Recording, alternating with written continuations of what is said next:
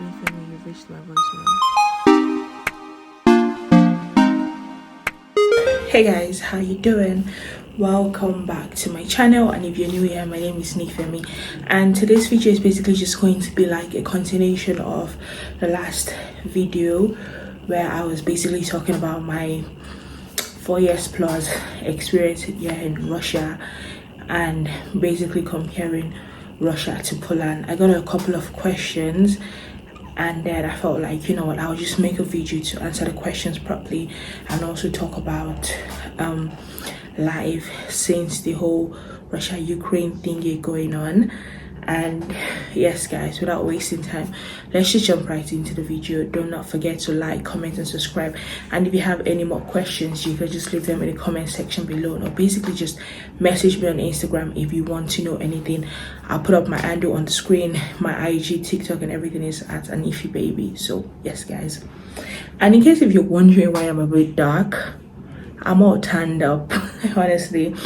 And by the way, happy new month. It's July 2nd and we are basically into the second half of the year. So basically, let me just get that off, you know, happy new month, happy second half of the year. The year has basically gone by so fast. So I have some questions here.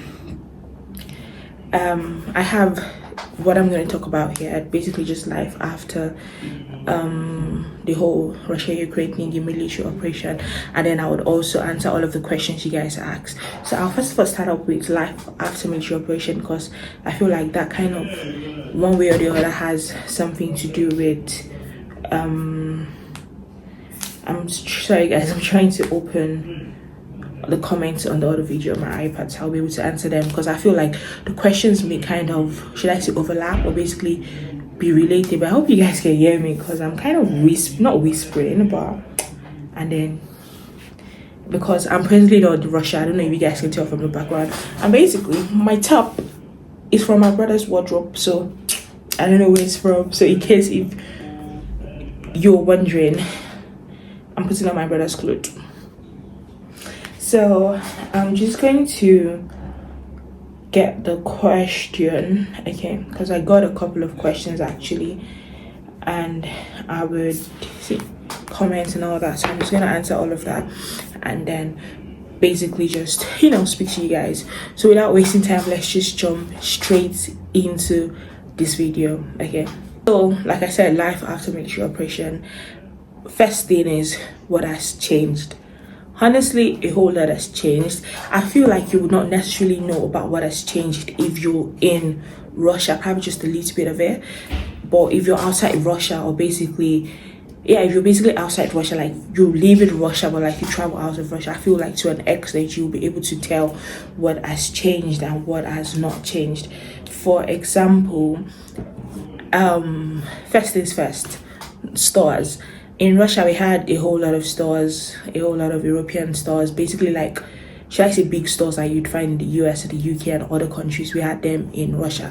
For example, Zara left since the whole military operation thing. Yeah, I think they left around June, July-ish, they left. So we do not even have Zara anymore. H&M, they closed down. I think the week it was happening, then they opened up to, like, I think basically just get rid of all their stuff, and after that they closed, they left. McDonald's changed their name, because from what I heard, a company in the Russian whatever bought it, so they basically had to like change their name. So we have McDonald's but under a different name, but I feel like they sell the same thing.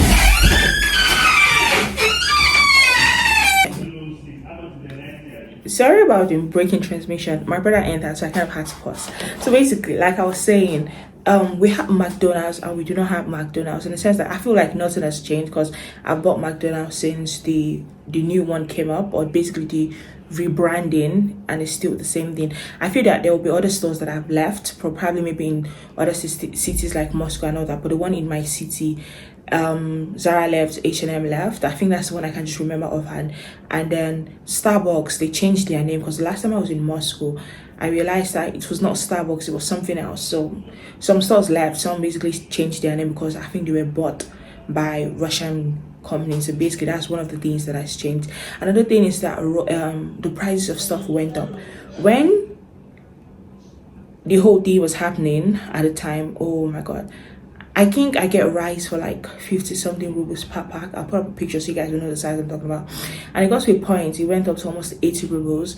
Then it came down to like 60 something, and now it's like 70 something. So like prices of things went up, and that's just even rice, just something I can remember offhand basically. But other things went up, prices basically went up. Things were expensive compared to before the whole military operation. And then we also had options in the sense whereby you could order things online from stores and everything. And then when talking about the currency, when it was happening, okay, let me put it like this. In Russia, I think basically in different countries we have access to dollars in the sense that you can open a dollar account actually, but with a Russian, I don't know how to explain it. A dollar account in a Russian bank. You get, for example, I use Per Bank. I have a dollar aspect, the dollar side of my bank, and then I also have the rubles side of my bank. So basically, there are times you could go to the ATM and withdraw dollars. There are some places you could pay with dollars and all that, especially like in major cities, Moscow, Petersburg, and all that. You can pay in dollars. But when this whole thing started, a whole lot of people were just rushing to ATMs to withdraw dollars and all that. So at the time, rubles went down. Like, it was at the lowest I've ever seen since I've been here for what, 4 years plus. I think there was a time I changed rubles, and this is even black market rate, you get, for like 4 rubles to 1 naira, and that's like lowest. It never happened lowest, you guys get. So at the time, rubles went down. So I think basically went down because they're trying to adjust and everything. And then after a while, it went up. And I think I mentioned in the last video that presently I changed for 9 point something, and when I just got here I was changing for 7 point something. And this is even, like I said, black market rate, exchange rate. So if you're changing, probably you're paying with card and all that, it will be lesser. But now it's gone, it went low, then it went up now. So presently it's 9 point something. I think last I changed, I think yesterday, it was 8.95. So rubles went down for a bit and then it went up. I don't know if you guys heard, I think Russian, China, and some other countries are planning to create another currency. So to basically not make dollar the universal currency. I don't know if you guys get what I'm saying. So that's the third thing that changed. The fourth thing that changed is prices of flight tickets, availability of flight ticket. So when this whole thing happened, I feel you guys will be aware of the fact that countries were sanctioning Russia, and part of the sanctions they put up was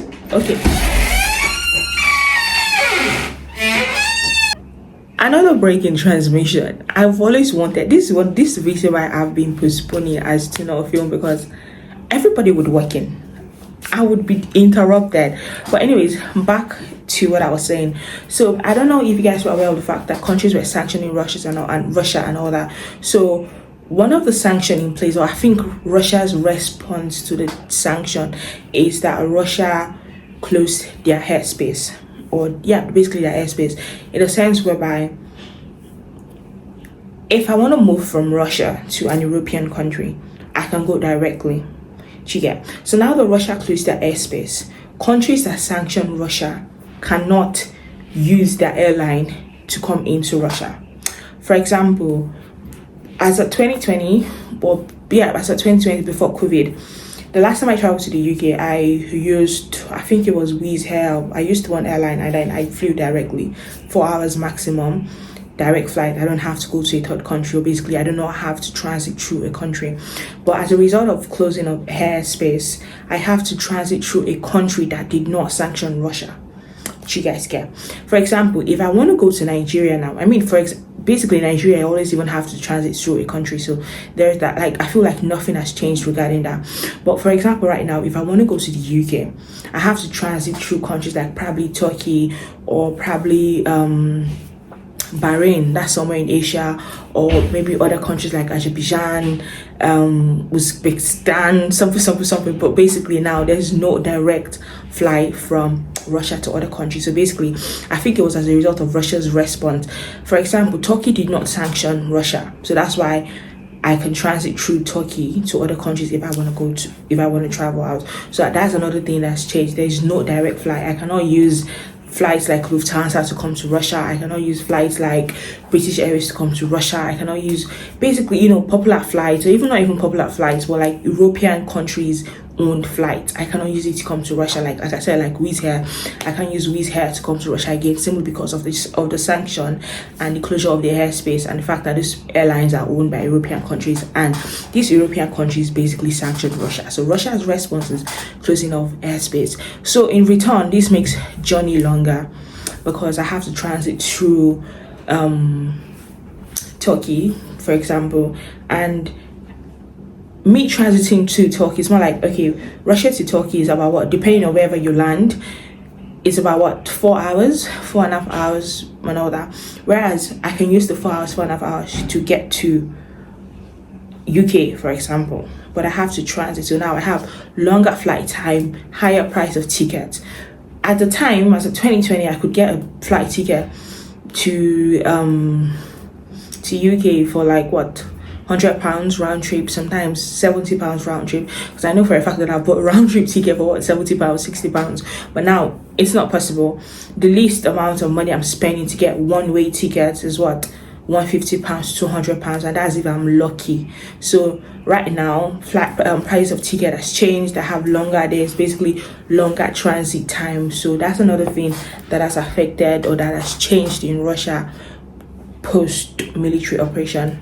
Another thing is that airport closed. For example, now if I want to leave my country, my city, to Moscow, I cannot use flights again because right now they closed some airports. So basically yeah, some airports, especially airports that are not like major airports, basically probably just local airports and all that. So if I want to go travel out, basically if I want to go to Moscow or another city, I have to maybe, for example, I want to go to Petersburg. Petersburg is quite far, using train from my side. So I could have gotten a direct flight from Kursk to Petersburg, but then because of the fact that the airport is closed, I will have to probably go to Moscow, then take a flight from Moscow to Petersburg, or basically just suffer the long, almost 1 day train ride from Kursk to Petersburg. So basically airports that's closed, just major cities that still have their airport open, like Moscow, Petersburg, and I think Kazan still has their airport open. So okay, I already talked about the sky high ticket prices. Then online shopping, I think I already mentioned it. I cannot do online shopping. I cannot shop from Fashion Nova. I cannot shop from basically other sites that I shop for. I cannot do it.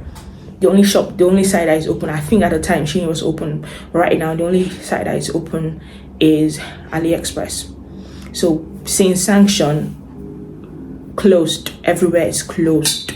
Like literally nothing is open. I think the only way you can get stuff is probably through a personal shopper, and that's, should I say, additional expense, because you also have to pay for the person and all that. So basically that's just that. So we cannot shop online, and one of the reasons why I cannot even shop online is the fact that cards are not working. I think I was also going to mention that I cannot use my Russian card outside of Russia. And it was not like that before. 2020, I could use my Russian card, pay for stuff, McDonald's, stores, anything. I could usually use my card to pay for anything. But right now, it's not even possible. I even tried using, I think this was what, like earlier this year or something like that. I can't even remember when. But I tried using, I think it was earlier this year, I tried using my Russian card to pay for something in Turkey when I was transiting, because I felt like, okay, Turkey did not sanction Russia, my card should be able to work, but nope, it did not work. So basically I cannot use my Russian card outside of Russia. Like it's not even going to work, like nothing. So basically that's another thing. So that's one of the reasons why we cannot even online shop, because you cannot use your Russian card to pay. Then for social media apps, we have to use VPN. TikTok is not working, but I think they found a way around it. But basically that's just that. So basically that's just some of the things that has changed that I can remember, or basically some of the things that has changed that to an extent is affecting me or affecting international students abroad. So basically what's normal? School is normal. Honestly, school is normal. Everything is going on as planned. No more online classes. We go to school, everything. To an extent, we in Russia do not even experience or kind of know what's going on. I think sometimes last week there was some kind of what's the word to use now? I don't know if I should say coup or riots going on. Someone was trying to dethrone what's his name? Someone was trying to dethrone Putin. And if I was in Russia too, there's a very high possibility that I would not even know about it. Even outside Russia, I did not know about it until my friends, like I had like 4 or 5 friends calling me, are you okay? Are you okay? Are you in Russia? How is it there? Because of how it was shown on the media and all that. So basically, to an extent, everything is good. We do not, I don't know how to explain it. We do not really experience these things. I think I can be in Russia and I would not know what's going on in Russia, and then I'll just be finding out what's going on in Russia by probably people calling me just to check up on me, like, Nifi, are you good? Are you good? You know, that kind of thing. Like I said, like something that the thing that happened last week, like 4 or 5 of my friends called me, like, are you okay? I'm seeing the news, this, and I'm like, okay, I don't know what's going on, until I basically just had to go check up people's status and media and all those news outlets like in Russia. Then I basically found out what was happening, and basically that day, like same day, everything was de-escalated, and then they made Monday public holiday just to, should I say, get everything back to normal. So to an extent, we in Russia, we do not really know, or we do not feel it, because I think even when all of these things was going on, the whole, when it was like at the peak, to an extent we did not feel it. I still went to school like nothing happened. My school did not close down. They did not say, okay, because of whatever, don't come to school. If we went to school, we had classes, we had tests, we had everything. So to an extent, we did not feel it, we did not experience it. Everything was good. I think the only time where I felt like people were literally like panicking was the fact where they said that, okay, when they said, I heard that they said that they were going to what's the word, sign up male people to join the army by force. I don't know how true that is, but that was what I heard. And then at a point I felt like it seemed like people were leaving the country. But then when I went to Moscow the other time, I think I put up a picture, because like I was saying, I said I was going to put up a video when I went to Moscow at the metro station, and the crowd I saw, and I'm like, I thought they said people left Russia. Like it was still rowdy, like to an extent nothing changed. So basically I think it's safe to say that everything is normal, everything is going on, like there's literally nothing happening. So I think that's just another thing, sorry, okay, I think like that's just another thing that's going on. The only way we're feeling it is the fact that things are expensive and all that, but aside that, I don't think there's anything major that has changed to the best of my knowledge. Like I said, the only thing I feel more closely is the fact that I cannot use my cards for transaction. I can't use my card to pay for my Apple Music. I can't use my card to pay for my Apple storage, iPhone storage, and all that. Basically, that's just it.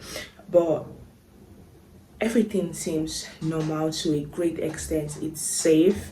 I've not. I think the only time that I felt unsafe was when it was at the peak period, and then I literally had to go back.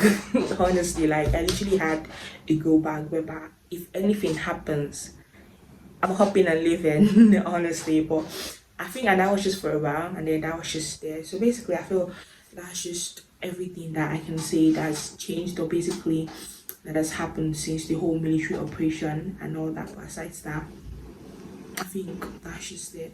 So now we're just going to go to answer the questions. I've screenshotted the question one time, but I can't find it. But one of the this was like, listening to your points, they are valid, and I've always wanted to ask how you are in Russia when the war was going on. I think like I basically just explained in this video as a whole, everything was like normal. We didn't really feel any major thing aside all of the things I mentioned. And to an extent, if you're not an online shopping person, if you do not travel, you would literally not feel these things. So I think that's done. Then someone said I don't really like someone said I don't really like Russia. I feel like you would actually enjoy Russia, especially if you're just coming to visit. But I'm living in Russia to an extent. It's not all that, but I feel if you're coming to visit in Russia, you would, to a very good extent, you would enjoy the weather, the food, the culture, the places. There are nice places in Russia. There are nice people to a very good extent in Russia. They will be fascinated by your skin color and all that. So if you're coming to visit Russia, you'll like it. I think when I was in Poland, one of my friend, he lives in Dubai, but he's Indian, but he lives in Dubai, and then he was like, nah, it's over Dubai, blah blah blah blah blah, and all that. And I'm like, I want to go to Dubai. You can't tell me you're over Dubai. You can't tell me Dubai is boring. But then I kind of understood the fact that he was saying that because he lives in Dubai. Do you get? If I'm coming to Dubai or if I'm going to Dubai, I'm going there for vacation. So to an extent, I don't really care much about their system. I'm just there to flex, to have a good time, and then I'm out. So I feel if you're coming to Russia just to flex, to have a very nice vacation, you would enjoy yourself. And Russia is a very big country, so you have different places to go. So you would not really care about expenses or about budget, because I mean you're already coming with a budget and you already have your money. But for someone like me that is, you know, living here, I'm paying bills, I'm paying rent, I'm going to school and all that, it kind of makes Russia to an extent boring. So Russia is good. I feel you would like Russia. Then I said racism is always a thing in Russia. How do you cope? I think I mentioned in the last video, I probably just experienced racism maybe once or twice. And maybe I feel like probably it's like that for me because I don't really go out, so I'm not really out there in Russia. But to an extent, I feel like racism is everywhere, but it's not a large amount of people that would be racist. I think it's mostly the old people you would experience racism from. And one thing I want to clarify is that the way they portray Russia in movies is literally not like that. Honestly, they always portray Russia as somebody that is all about war, all about drinking and all that. To a very large extent, Russia is not like that. So I wouldn't say racism is like a big deal, but probably in my city, I've not really experienced racism. And then the fact that I also do not go out, but I feel like honestly, racism is everywhere. In the UK, there's racism. In America, there's racism. I think we heard about what happened where a racist neighbor killed a neighbor because of something, you know, stupid thing. So I feel like racism is everywhere, but to an extent, I've not experienced racism to a very alarming rate. I think that's how to put it. But there's that. And then she also had said, how do I cope with the war and everything going on in the country? So to be honest, I'm doing pretty good. I'm doing fine. I already explained everything in the video, so there's that. But on a personal level, I'm actually good. I think at the time I was just pissed because I could not do certain things and all that. But now that everything is calmed down, I couldn't care less. Then yeah, someone said, I'm sure you already understand. I understand the language to an extent, yes. Someone asked the currency. We spend rubles here, RUBLES, rubles, basically, for the naira note. Not naira note, for like the note. You know, we have naira and kobo, but in Nigeria we don't really use kobo. But in Russia, the coin is kopek. We barely use kopek though. I don't even think I've seen kopek, but I can't remember the last time I saw kopek. Anyways, so we use rubles for the notes, for the large currencies, and kopek for the coins, the 50, the 10, the 5, and I think maybe 1. So we use kopek and rubles, so not dollars or. So yes, that's the currency in Russia. Okay, someone said please explore the city and go to every fun place. No problem. I will try my very best. I would plan. Maybe I want to go to Kazan, so I'm gonna like plan a trip to Kazan. I don't know when, but I should. But if you want to see other places, I think I have a Petersburg vlog on my channel, so you can check that out. Then I think I also have a Moscow vlog. When I went to Voronezh, I don't think I was doing YouTube at the time, so there's no vlog on that. Then another question, how did you manage during the war? Honestly, I think I've mentioned again, nothing changed. It's just then someone also said, how do you manage with language barrier? I always thought Russia was an extreme country. The language barrier, I feel right now, since one thing I noticed since the whole war thing is the fact that now Russians are like putting much effort to learn English. Right now, you can make a good amount of money teaching English to students, to people, and all that. So I think the good effect or the good side of the war is the fact that Russia decided to be more open-minded to English. So to an extent, you find people that speak English or that understands English to a good extent, and then I also understand a bit of Russian. I can kind of relate, say what I need, but if you're talking too much, I'll just tell you I do not understand. Like, I'll just tell you that so that you don't stress yourself speaking up and trying to explain. I'll just tell you like, I don't understand. So there's that, but I feel like I know the basic things and all that. Funny thing is that when I was going to the train station on Sunday afternoon, no, was it Sunday afternoon? There was a time I was going to the train station. I was even telling my brother about it that the taxi driver that picked me up was asking me what I feel about Russia, like about the war. And then when he wanted to start talking to me, I just told him that my Russian treat you like small. I just know a bit, just because I do not want to engage in any conversation. And then he was adamant. He wanted to talk to me by force. Literally picked up his phone, went to Google Translate, and then he now asked me, "What do I think about the war?" And then I was scared because I'm like, I don't know you. What if I say I'm in support of the war and then you drive me where I'm not supposed to go to? What if I say, oh, I'm not in support of the war and you drive me somewhere? Like, it was just a very tricky question. And then I'm like, I don't know. Because I'm like, I feel like it's, should I say, a touchy subject to discuss actually with someone you do not know. And also me being a foreigner in the country, like, I would rather not have an opinion. I would rather not say nothing, actually, to a Russian person, because I don't know if you're anti-Russia or anti-Ukraine, and then I say something that basically triggers you, and you know, I just try to avoid that question idea because I'm like, I cannot risk. Like, why would you be asking me? I don't know you. Like, it was crazy. Then she also asked, do you think the cost of living increased because of the war? Yes, it did. Yes, it did. Exchange rates increased. Everything increased. Even electricity bill, it increased. I think there was a time I got my bill and then I was so pissed, and then I literally like messaged my landlord like, why am I getting this amount of money to pay for the month? Like, I'm just the only one living. Why do I have to pay so much? And they basically explained to me that they increased the tariff, and I'm like, the fuck. So basically, sorry, language. So basically, definitely a whole lot increased. Cost of living increased. Everything increased. Food increased. Electricity, even transport fare, it increased. The amount of money you spend on Uber right now in my city, before I would not spend it. I would not spend that much. And I was even thinking life was going to increase, like things were going to increase post-COVID period, but it did not really increase. So definitely post-war things increased, and I'm not really a fan of it. I'm just happy, like I'm literally almost done. So there's that. Then so yes, the cost of living increased. Someone said I can't even deal with learning new language earlier, but it seems like a good place regardless. It is actually a good place, honestly. Like I said, actually, if you're coming for vacation, you would enjoy Russia. Like, you would enjoy Russia. Someone asked, did you return home during the war? No, I did not, because like I said, school was not online. So I literally, it's more like if I go home, I'm missing school. So like I had to choose one. And none of my friends went home. Everything was pretty safe. In my city, we literally did not how will I put it, know something was even going on. I think the only time we kind of figured was when I think there was a time I went to the mall and then I saw trucks of like army trucks just passing the street, like multiple, and then I'm like, that's crazy. Like, well, that's the only time I felt something relating to the war was going on. But aside that, I did not go anywhere because it was pretty safe. There was no reason for me to go home, miss classes, buy expensive tickets. So I just stayed in Russia.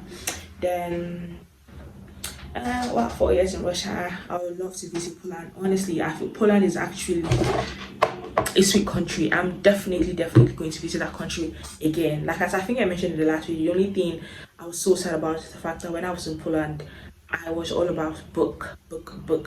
So I did not explore as much as I would have loved to. So definitely, if I have the opportunity to go to Poland again, I would go to Poland and I would explore other places, Warsaw, Krakow, different places. So definitely, I feel like if you have the opportunity to go to Poland, please do. You would enjoy it, and try pierogies too. Pierogi is a Polish dish. I tried it, and it's chef kiss. It's dumpling. I think they call it dumpling in English. So it's actually really good. And then if you go to like a pierogi, should I say based restaurant, you would have different style, different taste, different menu, different all pierogies, Oreo this like it's nice. So definitely I feel you would definitely enjoy Poland if you go to. And then she's like, but I'm not sure Russia. Please come to Russia. You would enjoy Russia. Like, no jokes now. War aside, everything. If you come to Russia, you would actually enjoy it. There's so many places to go to. And the fact that Russia was also a USSR, it was also USSR before America. So like there are a whole lot of history, everything. Actually, if you stay in major cities, Moscow, Petersburg, Kazan, Ekaterinburg, you would have fun. So come to Moscow, and if you want to see more about Russia a bit, you can check out my Moscow vlog. There was a time I think I uploaded vlogs when I went for like a vacation staycation vibe in Moscow with my friends. We went to a museum, different things. So you can check out that vlog just to get a bit more feel of Moscow. I would leave it linked in the description box below. I was like, she was like, this is a very interesting video actually. Thank you. I've always wondered what country you live in, especially when you mentioned the currency in your last video. Yes, like I said, Russia spends rubles. It's not a popular currency. Okay. Someone said, for someone who hasn't visited these countries, I think I prefer Poland. The cockroaches in Nigeria are evolving to honestly the cockroaches. I'm just happy like since I left the hostel, I did not have to deal with the cockroaches again. And then I made sure like I did not carry, because if you carry just one, if you're not careful, they would multiply. So it's crazy. Someone said I have a friend in Russia that language thing. I feel you. Wait, did you mention that you are going to school? Yeah, so I go to school on Saturday. She was like, wait, did you mention that you are going to school on Saturday? Because my friends always complain about it. Yeah, so I go to school on Saturday. Monday to Saturday, that's the days I have school. Monday to Saturday, 6 out of 7 days. And then the weekend is short. Because after you go to school on Saturday, you come back, you're tired, you eat, you do laundry, clean the house. There's literally nothing left to do. You also have to study. Sunday comes, you go to church, you come back from church. The day is literally halfway done. Try to start prepping for Monday again, everything. So it is crazy. This is crazy. Then, and also we literally resume on the 1st of September. If first is on a Saturday, we're going to resume. If first is on a Friday, we'll resume. Because I think when I was in primary school in Nigeria, if probably the first week of September, or basically the day they put up, if it's maybe you're supposed to reach September 5 and 5 is on a Thursday, they'll just say, okay, fine, just resume on the Monday coming. If first is on a Thursday, I'm resuming that Thursday. It's great, and it's like that, all over Russia. So basically, I think that's all of it. Someone said Poland's library what seems so good. With Polish library, it's so good. Like, it was so cool. There's place for everything. The PDA in that library, if you're not focused, you will just get carried, like you will just be distracted by the people doing PDA. It was fun. It was fun. I think that's all of the questions. So basically, I hope you guys enjoyed this video. I hope you guys enjoyed it. And yeah. Like I said, if you have any other questions for me, leave it in the description, in the comment section. I would reply, I would answer you. I did for you now. So yes guys, I will see you guys in my next video. Let me know what you guys think about this video, and if you also have any questions relating to Russia or anything in general, you can feel free to ask me. I'll reply. I don't know if a travel vlog is coming. Do you guys want a travel vlog? If you guys want a travel vlog, let me know in the comment, and I will definitely give you guys a travel vlog. But yes guys, hope you guys enjoyed this video. Please give this video a thumbs up, and I will see you guys follow me on my socials. If you want to see behind the scenes of travel vlogs, follow me on my social, especially Instagram. So follow me so you see how life is treating me. Because like I said, I think I mentioned in the beginning of the video, I'm dark, I'm all tanned up. I don't know if you guys, okay, for example, see now, I'm all tanned up. Can you guys see? This is my normal skin color. This is what I look like now. So if you guys want to know all the teas and everything going on, follow me on my social media. I'll put up my name, my handle on the screen, and also leave it linked down in the comment in the description box. And I'll see you guys in my next video. Stay happy, stay safe. I hope you guys have a very beautiful, a very eventful summer like I am having, and I'm so happy because this semester had me like this. So yes guys, see you guys in my next video. Stay happy, stay safe. Until next time, peace.